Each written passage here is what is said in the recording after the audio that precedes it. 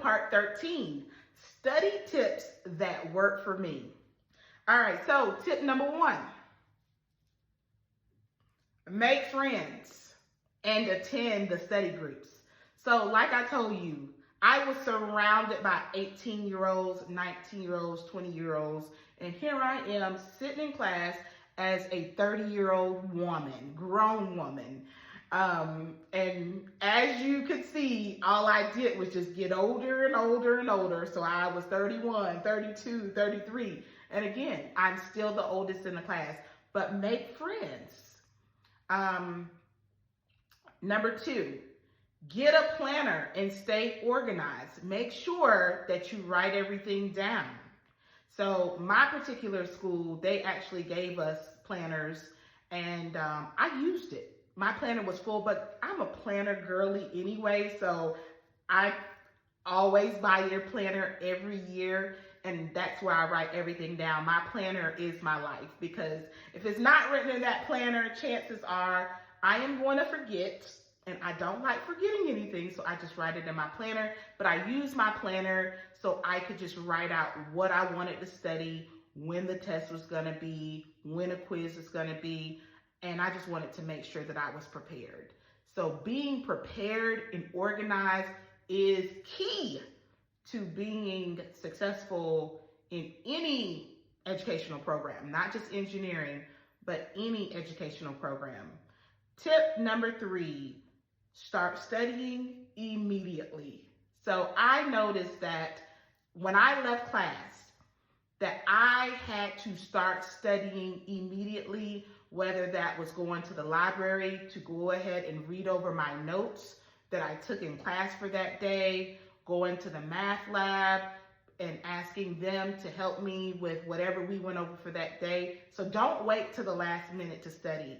If you're an engineering major, studying at the last minute or at the last moment will set you up for failure. So go ahead and study along the way. So as the instructors present new material to you, you can study that in that way that you'll have it.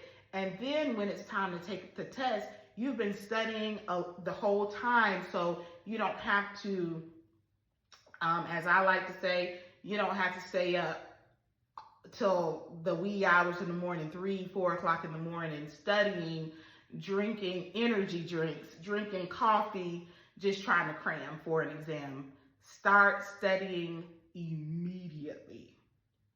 All right, next tip, practice all the problems that the professor does in class. So I had a lot of classes that like fluid mechanics, heat transfer. He would give us a lot of problems that we would have to solve. But one thing that I liked about him is he would go over all of that in class. And so we could do step by step, follow him along. And then after class, I would just practice those same problems over and over again. And then I would go to the study groups and practice with the problems with my study group.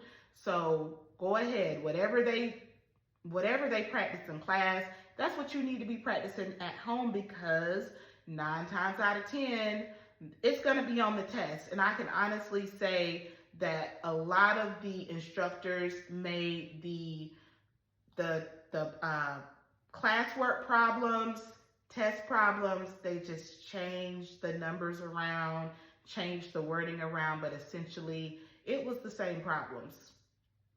All right, next tip, try to make sense of the problem and talk it through in your head. Like I said, a lot of the courses will, physics 1, physics 2, you see a physics problem. You have to try to visualize it and try to make sense of it in your head. Make sure you learn the formulas. Make sure you pick up on key words. So again, this all goes back to practice, practice, practice, study, study, study, organize. Don't wait till the last minute. Next tip, make a schedule for studying. So I had to make a schedule because if it was up to me, I would probably spend 8 or 9 hours straight just studying. And that's good, but it's not healthy. So I would just at a certain point I started making a schedule, and I would just say, okay, I'm going to pick these 2 hours of the day and I'm going to study. And whatever I don't get to, oh well, because you got to have that balance. You can't just build your life around studying 8, 9, 10 hours, because that that at least it wasn't effective for me. But just making little study pockets here and there. Okay, I'll study here 2 hours, and then you may come back later and decide I'll study here 2 hours, but just sitting there studying for 8 hours, 9 hours straight, it just wasn't beneficial for me. All right, ask questions. Make sure you ask questions. Even if you don't feel comfortable asking your instructor questions, go to your study groups with those students in your class. Ask questions to them, or go to the lab and ask questions to them, because we had a math lab and we also had some engineering tutors. So if I didn't understand something and I did not feel comfortable asking the professor, I would most definitely ask the students in the lab. Don't overwhelm yourself with classes. Engineering is extremely difficult. The classes are extremely difficult. So you may not be able to take 18 hours. You may not be able to take 15 hours. And I know that when I was in my other major as an education major, I was able to take 18 hours easily and handle it like a boss. But when I went back to school for engineering, 12 was all that I could handle. And sometimes I couldn't handle the 12, okay? So don't overwhelm yourself with classes. The content in each class will be plenty to keep you busy. So the last thing you need to do is just overload on all these classes, and you got 18 hours and 6 classes that you have to study for, because you have a lot coming your way. So that is all the tips that I have for engineering.